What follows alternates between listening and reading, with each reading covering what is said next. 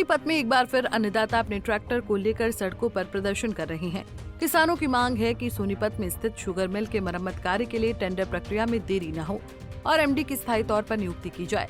किसानों का कहना है कि अगर जल्द मांगों का समाधान नहीं हुआ तो पूरे सोनीपत के चारों तरफ ट्रैक्टर खड़े कर देंगे और सोनीपत को पूरी तरह जाम कर दिया जाएगा। ट्रैक्टर मार्च इसलिए करना पड़ रहा है कि जो सोनीपत का गन्ना शुगर मिल है उसके टेंडर और एमडी की नियुक्ति को लेकर के हम डीसी साहब से पिछली 13 अगस्त को, 18 अगस्त को और 8 सितंबर को 3 बार मिल चुके हैं। मुख्यमंत्री जी और सहकारिता मंत्री के नाम ज्ञापन दे चुके हैं, लेकिन अब तक इसका कोई टेंडर की प्रक्रिया चालू नहीं हुई। ऊपर से इस पर सटे हो रहा है, ये भी पता नहीं कि मिल चलेगा कि नहीं चलेगा।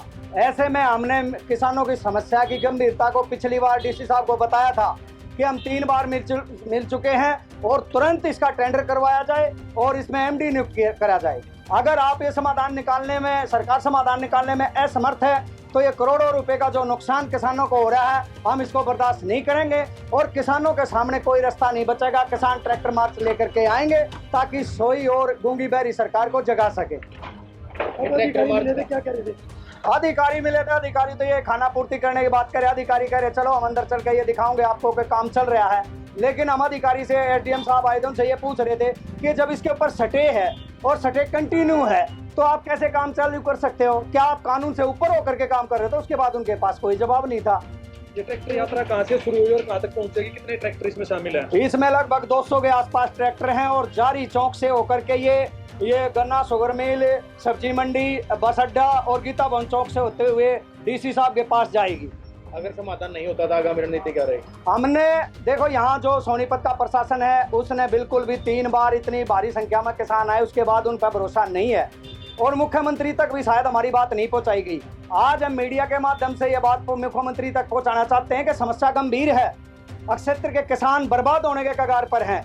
या तो हमारे को मिलने का समय दिया जाए, हमारा समाधान किया जाए, और अगर 2 दिन तक, 3 दिन तक इसका समाधान नहीं निकाला जाता है, मुख्यमंत्री किसानों से मिलने का समय नहीं देते हैं, तो हम 3 दिन के बाद इस शहर के चारों तरफ ट्रैक्टर ट्रेली लगा करके इसको शहर को जाम करने का काम करेंगे या फिर हम डीसी ऑफिस में ताला लगाने का काम करेंगे और ये इसका जिम्मेदार प्रशासन होगा और सरकार होगी। प्रदर्शन कर रहे किसानों का कहना है कि वो शुगर मिल की मरम्मत के लिए सभी अधिकारियों से मिल चुके हैं और जिस कंपनी को मरम्मत का टेंडर दिया गया था उसे टेंडर वापस लेकर स्टे लिया गया है और अधिकारियों द्वारा आश्वासन दिया गया कि काम चल रहा है, लेकिन स्टे में काम कैसे हो सकता है? शुगर मिल अगर सुचारू रूप से नहीं चलेगा तो गन्ना उत्पादन करने वाले किसान परेशान होंगे। वहीं किसानों ने चेतावनी दी है कि जल्द समाधान नहीं हुआ तो सोनीपत में चक्का जाम कर दिया जाएगा। सबसे पहले तो सारे भाइयों को नमस्कार। भाई कहना चाहेंगे भाई कि जमींदार परेशान है, सरकार ध्यान नहीं दे रही है।